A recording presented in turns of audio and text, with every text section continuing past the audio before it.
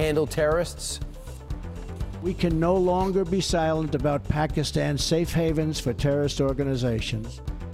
Well, Pakistan's army chief now approving the death penalty for 10 terrorists. The militants accused of killing 62 people and attacking security forces, but they're still a haven for the Taliban training grounds. President Trump with a message to Congress. Do something now about immigration, he says. So will lawmakers deliver? Let's talk to Senator Rand Paul. He joins us today. Let's see, where are you today? You're in Bowling Green.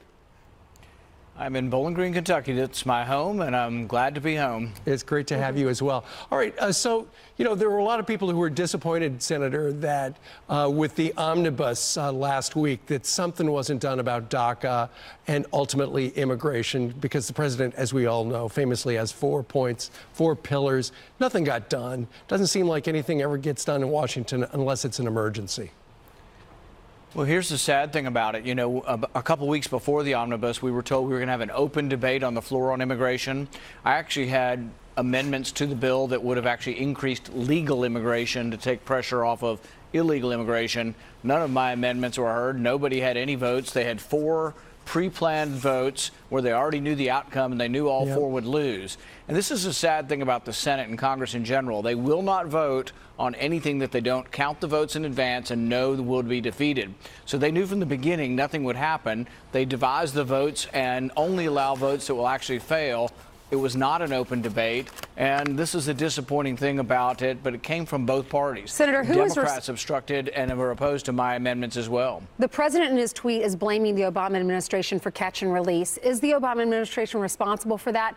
And why hasn't something been done about that? The moment these illegal immigrants step foot on our soil, they're allowed to stay because our laws allow them to stay until they have a court hearing.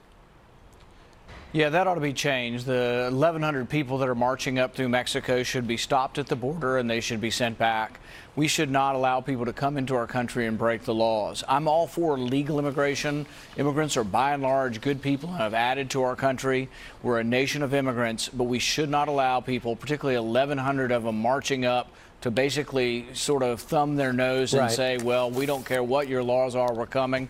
They should be stopped at the border and sent home. If it requires a change of law, we should do it. But I think there is some leeway within the executive branch that they may well be able to do this if they want to. Yeah, that's what I hear. That's what Judge Napolitano says, that the president can decide himself to end catch and release. So let Mexico take these 1,200 people rather than America. Let's see. Last time we ended up with a lot of gang members, MS-13. But let's move on to something I know you're passionate about, you spoke out almost immediately about, and that is the confirmation hearings that are supposed to take place in April of Mike Pompeo as he switches from CIA to state, and Gina Haspel as she goes from deputy to head of the CIA. What's your problem with both? Well, I've been a big fan of President Trump. I've supported him for a long time, ever since I was defeated in the primary. But, one of the things I really liked about him was that he's been outspoken that the Iraq war was a mistake, that regime change didn't work. It led to unintended consequences, that when we removed Saddam Hussein, we actually emboldened Iran and made Iran stronger. Now Iran and Iraq are closely allied, and there's more of a problem since we removed Saddam Hussein.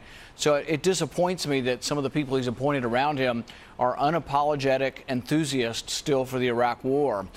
Between Bolton, Pompeo, all of the others, it seems like they aren't people who share the president's vision that the Iraq war was a mistake.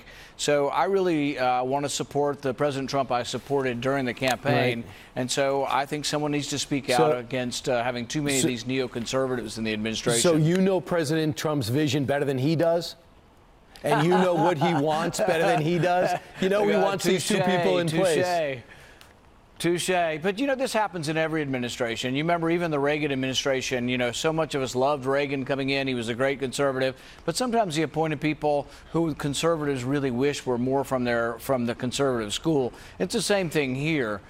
President Trump's words on foreign policy have been different than many. He's talked about not getting involved in large land wars in the Middle East again. He's talked about coming home from Afghanistan, that the mission is completed.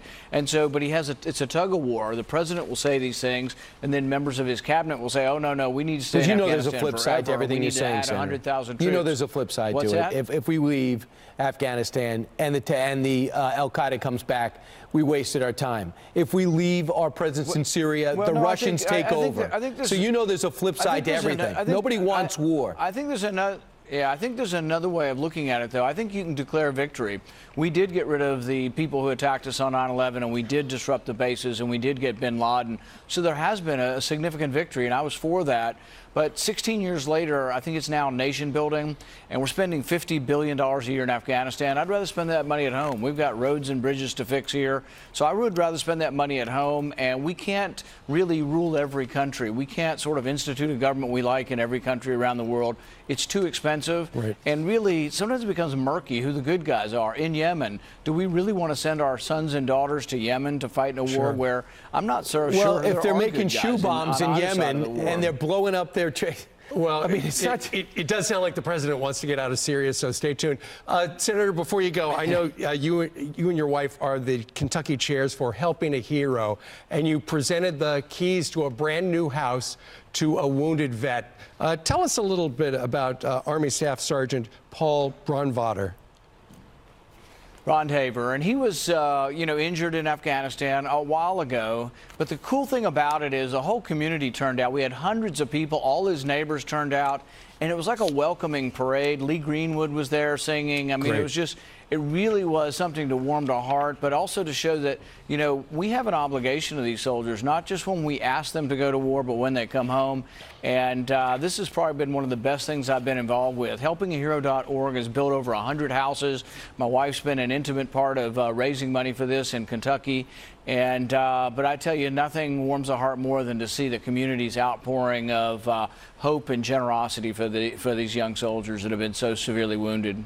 All right, so retired Army Staff Sergeant Paul Brandhaver has a brand new home there in Kentucky. Senator, thank you very much for joining us on this very busy Tuesday. Thank you, Senator. Thank you. And if you want to be part of the solution, go to helpingahero.org and help in other states and other cities. Meanwhile, 29 minutes before the top of the hour, a defying moment growing in California. More officials going against the state sanctuary